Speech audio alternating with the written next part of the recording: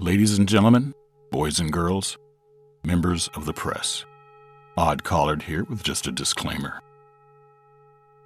My content is primarily for guys, folks on the nerdy side, and some tomboys.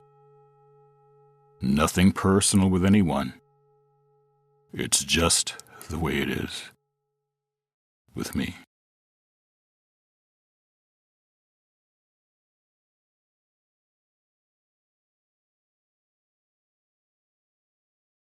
We all sat on the edge of the roof at the Jones estate, facing the lake. It had been a long day and night, and finally everything was cleaned up. Time for food, fellowship, and a few cases of beers, courtesy of Sista Shery. Big Kim brought the smoke, and Lieutenant Redford the stogies. This was a different feeling for me.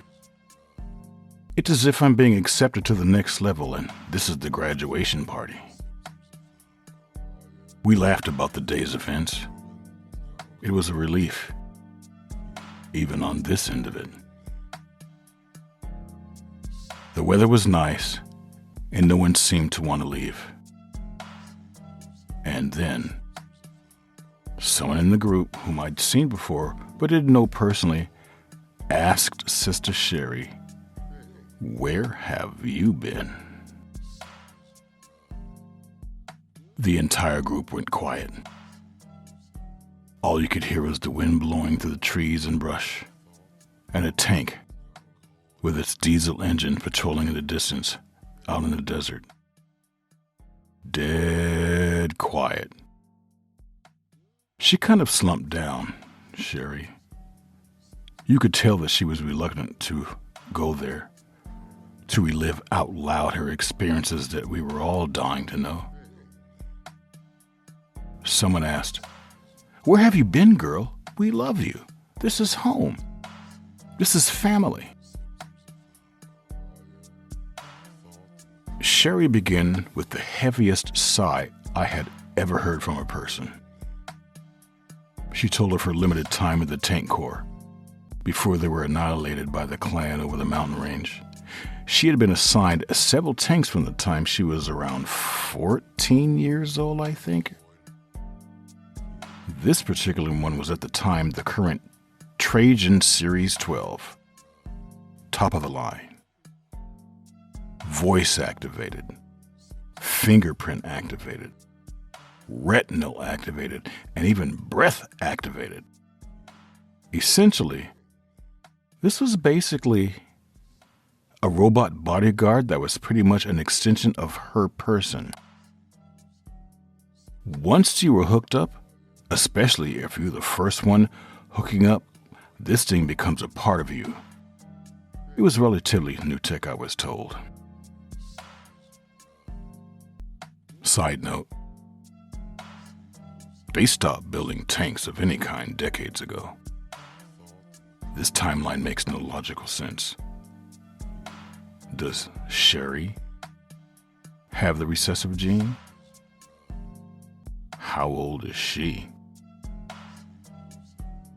Let's continue. Shery told a story of when she stumbled on some kidnapped families from multiple clans that we thought were dead already. They, the few that survived, were being used as forced labor. She hid her TRAJAN 12 out in the barrens and walked into the complex packing. She wasn't holding back jack. She wanted to make sure everyone knew she was dead serious. Now,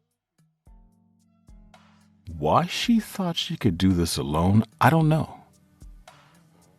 But she didn't feel there was time to go get help. She said, that's how they taught us, trained us, and raised us. Her words. At the time, the thought in my head was, who the hell is they? Shery continued. As she walked in, She said she realized this was a revolt. The slaves were armed at that time. It was at a standstill and had been for a day and a half. The captor, after speaking to and overpowering her, tried to force her to contact home, which was something she was too far away to do clearly. So she reached out to her Trajan 12. Although it sounded like a live female, it was not. After a few security checks, Shery asked, "Do you have a fix on my position?" "Yes," was the response. All Shery said was, "CGM." She said from there, chaos ensued.